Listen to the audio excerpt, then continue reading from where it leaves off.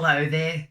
Welcome to my channel. This is Medium Rare Poetry, and I'm your host and writer of poems, Filet Mignon.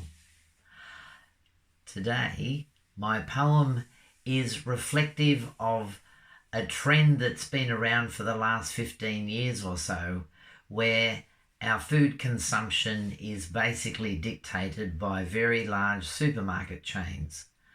And it has had a devastating effect on our local farmers. We do grow things here. We grow cattle, we grow wheat, we grow all sorts of stuff.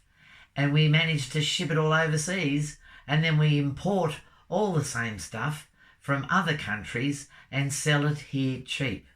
That doesn't make any amount of sense to me. And I must admit, I have been victim to this terrible scourge. Anyway, today's poem, International Flavour, is all about that. International Flavour by Filet Mignon. A person of great wisdom many years ago decried that we are manifest of what we eat. On reflection in my pantry, I came to realise I'm a bag of foreign soup bones plumped with meat. My Australian supermarket, in its search to maximise all its profits for the shareholding elite, have foregone our home producers. Yes, to them they've closed their eyes by importing foods that some would say are cheap.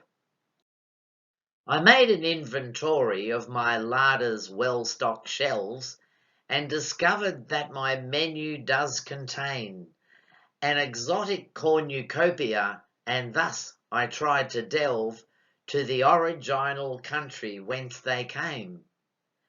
The labels were confusing and the print was minuscule, but they seemed to be complying with the law. With maximum enlargement of my magnifying tool, I investigated what could be the score. Oregano came from Turkey, cream of tartar made in Spain. I had Caesar dressing from the USA. There was salsa made in Belgium, which to me was quite insane. Dry rye biscuits were deported from UK. Rosemary from Morocco and some mustard made in France, and my pepper came from Africa's deep south. South Asian seeds of sesame fair had me in a trance. Jungle curry grown in Thailand zinged my mouth. Italian tinned tomatoes made a modicum of sense, if sincere and honest pasta is your mode. Golden syrup out from Cape Town made my body start to tense, for our Queensland sugar's grown just up the road. Israeli fluffy couscous next to garlic Chinese made, and my nuts were packaged over in Brazil. My dates from palms in Egypt and some Irish marmalade, though sardines scooped up in Sweden fit the bill. I mustered all my courage and then opened up my fridge, and the global roll call dwelled in there as well. I was hoping that some items would at least be rigid-edge, but the list was ringing great alarming bells. There lay pork from South Korea and some cheese from Kazakhstan, evaporated milk from Philippines, the caviar from Russia, pickled first in Pakistan, and some Polish sausage smelling not so keen. I was getting quite unsettled, and I vowed to make a feast, using local produce for a better look. I started with the staples. White Death bread was ours at least, and a dozen eggs that popped from local chooks. A pound of country butter from a dairy quite close by. Eggs and beans on toast would do without a hitch. I reached out for the baked beans, then the label I did spy. They were made by Kiwis just across the ditch. We've got so very clever in our quest to save a buck.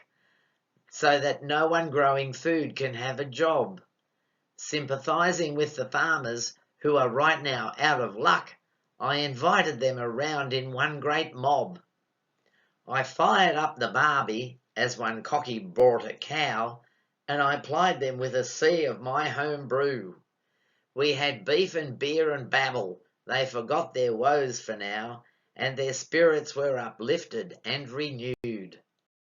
So when you go out shopping, buy Australian if you can, leave the cheap and foreign food upon the shelves. If we do this thing in numbers, then the magnates, as one man, will succumb to all our wishes by themselves. When the polling booths are open, make the pollies take the pledge to support our local battlers on the land. And if their money backers keep them standing on the ledge, one great shove will make our dearest wishes stand. So, fellow Australians, buy Australian and we will keep the profits in Australia. And that will be great. Speaking of profits, this is a non-profit YouTube channel. I don't monetize it. All my poems are a gift to you. So, could you please return the gift by subscribing to my channel? Costs absolutely nothing and it will help the channel grow. And press the like button, that's very important, the thumbs up, and share the video with your friends. Anyway, that's it, and I will see you next time. Bye-bye for now.